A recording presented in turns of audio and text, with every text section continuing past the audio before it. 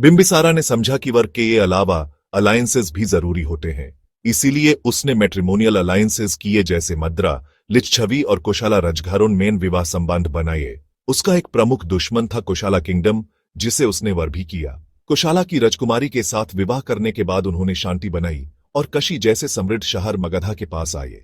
अजातशत्रु ने अपने पिता बिम्बिसारा को बंदी बनाकर गड़ी ले ली। उसका रूल और भी अग्रेसिव था। उसने वज्जिस ऑफ वैशाली जैसे गणतंत्र को भी हरा दिया। अजातशत्रु ने कुछ नए वेपन्स भी डेवलप करवाए, जैसे रथमुशाला, एक वरचरियट जिसमें ब्लेड्स लगे होते थे, और महाशिलाकंटक, एक प्रकार का कटपुल्ट जो बड़े पत्थर फेंका करता था। नमस्ते दोस्तों, आज हम बात करेंगे एक ऐसे महाजानापदा के बारे में जिसका उदय इतिहास में एक टर्निंग पॉइंट बन गया। यह था मगधा, जिसका रिस ने पूरे उत्तर भारत में राजनीतिक संतुलन बदल दिया।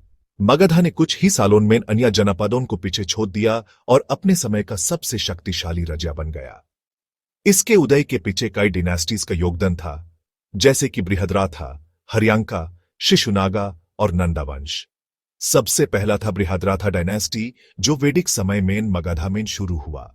इसके बारे में ज्यादा जानकारी नहीं मिलती, लेकिन यह राजवंश मगधा का अर्लीस्ट रिकॉर्डेड डायनेस्टी माना जाता है। इसके बाद आई हर्यंका डायनेस्टी, जिसे मगधा की पहली प्रचलित राजवंश माना जाता है। इसी डिनास्टी के समय मगधा ने अपने एक्सपेंशन की नींव रखी। हर्यंका के बाद आई शिशुनागा डिनास्टी, जिन्होंने पॉलिटिकल कंट्रोल को और एक्सपैंड किया। फिर आई नंदा डिनास्टी, जो अपने वेल्थ और स्ट्रॉन्ग आर्मी के लिए मशहूर थी। मगधा का राजतंत्र एक मोनार्कियल सिस्टम था, जहां एक सेंट्रल अथॉरिटी यानी राजा के पास अधिकार था। इस सेंट्रलाइजेशन ने एडमिनिस्ट्रेशन को एफिशिएंट बनाया। इस राइज के पीछे कुछ महान राजाओं का हाथ था। उनमें से सबसे प्रमुख थे बिम्बिसारा, जिन्होंने हर्यंका वंश की स्थापना की और मगधा को एक स्ट्रॉन्ग एम्पायर में बदला। बिम्बिसारा का रूल लगभग 40 साल तक चला। उसके समय मगधा में 80,000 से ज्यादा विलेजेस थे। उसने एक शक्तिशाली आर्मी तैयार की और अंगा राजा को जीतकर मगधा में मिला दिया। अंगा की जीत के बाद उसने अपने पुत्र अजातशत्रु को वहां का गवर्नर बनाया। यह मिलिट्री कॉन्क्वेस्ट मगधा के पॉलिटिकल एक्सपेंशन का पहला बड़ा कदम था। बिम्बिसार ने मगध की ताकत की नींव रखी थी, लेकिन यह उनकी पॉलिटिकल समझ थी जिसने किंगडम को सच में बड़ा किया। यह समझते हुए कि सिर्फ युद्ध से उनका एम्पायर सुरक्षित नहीं रह सकता, बिम्बिसार ने चालाकी से अपने पावरफुल पड़ोसियों के साथ शादी के रिश्ते बनाए। उन्होंने मद्र, लिच्छवी और कोसल के रॉयल परिवारों में शादी की। इन अलायंस से न केवल शांति आई, बल्कि काशी जैसे प्रॉस्परस शहर भी मिले। हालांकि मगध का दरबार परेशानियों से खाली नहीं था। सबसे बड़ी चुनौती किसी राइवल किंगडम से नहीं, बल्कि अंदर से आई। बिम्बिसार का अपना बेटा अजातशत्रु एम्बिशियस हो गया। पावर की प्यास से मोटिवेटेड होकर उसने अपने पिता को कैद कर लिया और सिंहासन पर कब्जा कर लिया, जिससे मगध के इतिहास में एक ड्रामेटिक मोड़ आया। अजातशत्रु का रूल बोल्ड मिलिट्री कैंपेन्स और टेक्नोलॉजिकल इनोवेशन से जाना जाता था। उसने वैशाली के पावरफुल वज्जियों के खिलाफ युद्ध छेड़ा, जो रीजन के सबसे स्ट्रॉन्ग रिपब्लिक्स में से एक था। उनकी डिफेंस को तोड़ने के लिए अजातशत्रु ने एडवांस्ड हथियार पेश किए, जैसे रथम्यूसल, एक डरावना युद्ध रथ जिसमें घूमने वाले ब्लेड लगे थे, और महाशिलाकंटक, एक विशाल कैटापुल्ट जो दुश्मन की किलों पर बड़े पत्थर फेंक सकता था।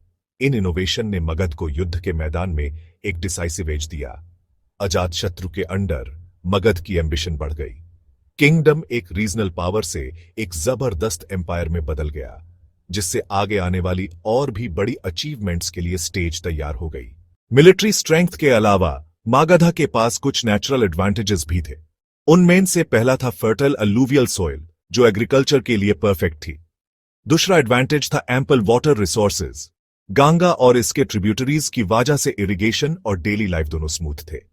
मगधा के पास आयरन और डिपॉजिट्स भी थे, स्पेशली छोटानागपुर प्लेटो के पास। इस वजह से उनका वेपन और टूल प्रोडक्शन काफी स्ट्रांग था।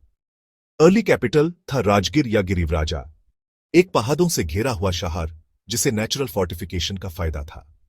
यहां से दुश्मन पर नजर रखना आसान था। बाद में अजातशत्रु ने कैपिटल को शिफ्ट किया पतलीपुत्रा, जिसे जलदुर्गा कहा गया क्योंकि चारों तरफ से नदियों से घिरा था। यह एक स्ट्रेटेजिक लोकेशन था। मगधा में एग्रीकल्चर सरप्लस था, यानी उत्पादन जरूरत से ज्यादा था। इस वजह से स्टेट इकोनॉमिकली स्ट्रांग था। उन्होंने मेटालिक कॉइन्स का भी प्रयोग शुरू किया, जिससे ट्रेड और कॉमर्स को बूस्ट मिला। यही था भारत की सेकंड अर्बनाइजेशन का समय। मगधा के किंग्स ने टोल और टैक्स लगाकर अपने ट्रेजरी को स्ट्रांग बनाया। इस वजह से वो एक पावरफुल और ऑर्गेनाइज्ड स्टेट बन पाया। सबसे खास बात यह थी कि मगधा ओपन माइंडेड था। यहां नए धर्मों जैसे जैनिज्म और बुद्धिज्म को जन्म लेने और फैलने का अवसर मिला। यह दोनों धर्म समझ में समानता और अहिंसा का संदेश लेकर आए। बिंबिसारा और अजातशत्रु दोनों ने इन धर्मों को सपोर्ट किया था। तो दोस्तों, यह था मगधा के राइज की डिटेल्ड कहानी, एक पॉलिटिकल, मिलिट्री और स्पिरिचुअल सुपर पावर जो भारत के इतिहास में अमर बन गया।